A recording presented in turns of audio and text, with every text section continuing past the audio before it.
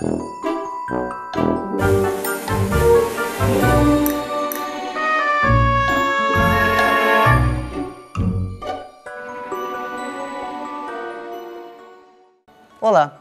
No Efêmera Arte de hoje apresentaremos o processo de criação e os bastidores da peça Experimento Nelson 3, Boca Corte 1. O espetáculo faz parte do projeto TPE, Teatro, Pesquisa e Extensão, uma iniciativa do Departamento de Arte Dramática da URGS que apresenta à comunidade produções dos estudantes de graduação em teatro. A peça foi composta por fragmentos do texto Boca de Ouro, escrito em 1959 por Nelson Rodrigues. Acompanhe com a gente. Já passamos do horário, foi lá? Vira pra de cá pra mim. Tu vai ficar assim, ó? E a minha pega de lado? Isso aí eu pego aí, então... Ó, cuidado com o cigarro. Tá, então deixa aí que eu vou pegar. Eu posso apagar a luz? Pode. Tá todo mundo pronto? Por mim, vamos lá. O pessoal da plateia tá pronto? Sim. Tá ótimo.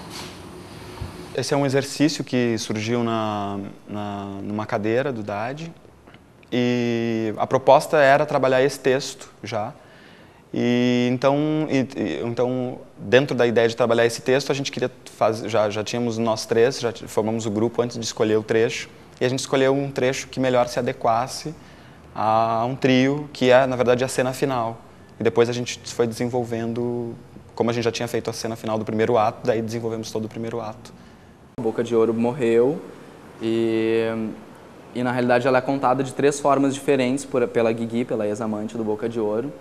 Num primeiro momento ela pinta o Boca de Ouro como sendo cruel, como sendo, enfim, sem saber que ele tinha morrido. Num outro momento ela já sabe que ele morreu, então a história é outra. Ele já é uma figura um pouco mais humana e um tanto menos mítica do que no primeiro ato. E no terceiro momento a situação se inverte completamente. O Leleco, que no primeiro ato já era uma vítima, já é uma figura extremamente mais incisiva, e o Boca de Ouro se apresenta de uma forma oposta, né? Dentre cada um dos atos, entendeu? Aquela parte que a gente retirou é onde se condensa a tensão dramática do primeiro ato inteiro, assim, entendeu? Então, sendo que a gente decidiu trabalhar com o primeiro ato, fatalmente tinha que ser aquela parte. Então, a gente começou com o Nelson Rodrigues, na disciplina aqui do DAD, em que nós tínhamos que trabalhar com ele como autor. Mas aí a gente partiu da ideia de como trazer Nelson Rodrigues de uma forma diferente. Não trabalhar com uma ideia um pouco menos cotidiana, naturalista, tentar buscar algumas referências que nós estávamos estudando nas disciplinas teóricas. E aí vieram os encenadores e muitas dessas referências acabaram nos influenciando de forma que o nosso objetivo foi esse, assim, como trazer Nelson Rodrigues de uma forma diferente. Então, eu lembro que muitas vezes nós discutimos sobre Meyerhold, o Brecht principalmente, que era coisas que a gente estava descobrindo e se aprofundando. E aí como a gente pode trazer isso para a nossa prática teatral, que todos nós já trabalhávamos de alguma forma com teatro antes de entrar na faculdade. Então a gente queria juntar tudo, juntar um pouco da experiência que a gente tinha e tentar colocar as coisas num trabalho autoral, né, nosso, na nossa cena.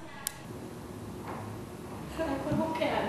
Eu podia arrastar tua mulher pelos cabelos, mas eu quero que você mande ela entrar em mim. Vai, Celeste, vai. Eu não vou. Vai, Celeste, vai, tô te pedindo. Eu não quero. Vai, Celeste, prefere que ele me mate. Celeste. Mais do que pensar, conceber um personagem, a gente se interessou em possibilidades de cenas com esse personagem. Então, na verdade, o processo de criação do personagem, ele é um processo que se deu junto com o processo de construção das cenas. Então, trabalhando muito mais a coisa, mais do que questões psicológicas do personagem ou questões do que é a história dele ou de quem ele é em si, qual é a representatividade dele naquela ação. Conforme a gente foi construindo, claro que a gente também vai buscando uma unidade e aí acaba que o personagem tem algo por trás, tem um personagem construído, né? Mas mais do que parar para desenvolver um personagem e pensar, eu acho que esse personagem pode usar uma voz assim ou um corpo assim, mais do que isso, a gente trabalhou a construção da cena. Então, quer dizer, em que medida que eu, caminhando mais lentamente, ou me movendo mais lentamente, ou dando peso, por exemplo, ao enraizamento para a minha caminhada, como é que isso contrasta com a leveza da Aline na hora que ela é Celeste, são mais estratégias de construções cênicas do que de construção do personagem. Muito da nossa preparação veio das coisas que a gente estava fazendo fora. Faz 2 anos que eu comecei a dançar, então a nossa primeira cena veio de mais uma questão que a gente queria explorar, que era o corpo. Como trabalhar um corpo não cotidiano numa peça de Nelson Rodrigues, né? E então a gente começou a ver que vamos partir da dança, vamos ver como é que a gente pode depois retornar para a questão do texto, para a questão de, então vamos marcar a cena, mas primeiro vamos explorar através do viés da dança, através do trabalho de corpo, que na época nós estávamos tendo aula com a Carmen Lenora. Então a gente estava explorando várias questões do Laban. São 3 corpos, na verdade, em cena, e esses 3 corpos eles podem fazer um desenho, e esse desenho pode ser dança. Então a gente vem também de uma pesquisa não só teatral, mas também do que é dança, do que a gente pode considerar dança ou não. No começo, quando a gente se encontrava no passado na disciplina, a gente tinha um trabalho mais frequente e a gente desenvolveu a cena final.